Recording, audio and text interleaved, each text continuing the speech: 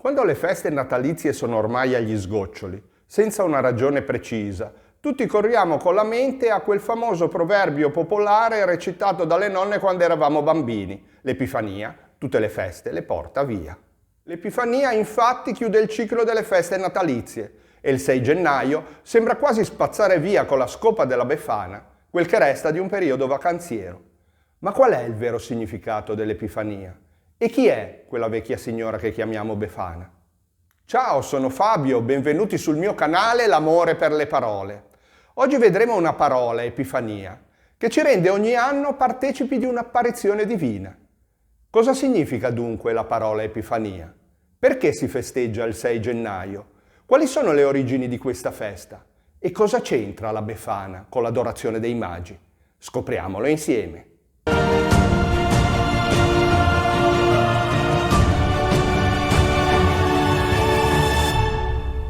In Italia l'Epifania è una festività civile, oltre che religiosa di precetto, come il Natale e Santo Stefano. Secondo la tradizione cristiana occidentale, è il giorno in cui si commemora la visita a Gesù bambino da parte dei magi, venuti a Betlemme da paesi lontanissimi per adorarlo, guidati da una stella. Ma soprattutto è la prima manifestazione di Dio incarnato nel Figlio al mondo, rappresentato simbolicamente dai magi. Dal punto di vista allegorico, l'Epifania rappresenta infatti il riconoscimento della natura divina di Gesù da parte di tutti i popoli della terra, anche quelli non ebrei. Nelle chiese orientali, invece, l'evento legato alla manifestazione della divinità non è l'adorazione dei magi, ma il battesimo di Gesù, quando adulto, nel Giordano, si mostra come figlio di Dio. Per queste chiese che seguono il calendario giuliano, anche la data della festa è differente, il 19 gennaio. Questo perché il calendario giuliano è sfasato in avanti di 13 giorni rispetto a quello gregoriano, che seguiamo noi occidentali. Nei primi secoli d.C., l'Epifania cadeva 12 giorni dopo il Natale, probabilmente assorbendo precedenti riti pagani legati alla festa del sole invitto, come quello dedicato a Diana, protettrice della fertilità e simbolo della rinascita, festeggiato per 12 notti dopo il solstizio d'inverno.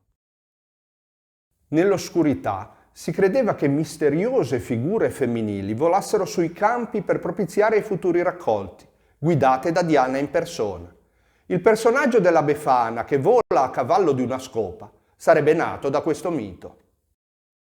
La tradizione la immagina vecchia e vestita di stracci, proprio per suggerire la fine di un ciclo. Con il solstizio d'inverno, infatti, l'anno vecchio finisce. Il freddo e le notti interminabili lasciano finalmente il posto a giornate sempre più lunghe. La Befana è la personificazione della natura e dei cicli stagionali legati all'agricoltura, mentre i doni rappresentano il buon auspicio per l'anno appena iniziato. Ma che cosa significa veramente la parola Epifania? E da dove deriva la parola Befana? La parola Epifania affonda le radici nell'antica lingua greca, che celebra un'apparizione divina con un sostantivo splendente, figlio di un verbo che ama da sempre mostrarsi sotto una luce sublime. Il sostantivo è epifaneia, che significa manifestazione, apparizione, venuta, presenza divina, dal verbo epifainomai, che vuol dire apparire, mostrarsi, rendersi manifesto. La parola epifaneia, nel mondo religioso greco, indicava la manifestazione di una divinità in forma visibile attraverso un segno, un evento o un miracolo. Nella cristianità venne utilizzata a designare le principali manifestazioni della divinità di Gesù Cristo, ossia l'adorazione dei magi, il battesimo nel Giordano e il primo miracolo alle nozze di Cana. Ma col tempo nella Chiesa occidentale venne a indicare solamente l'adorazione dei magi.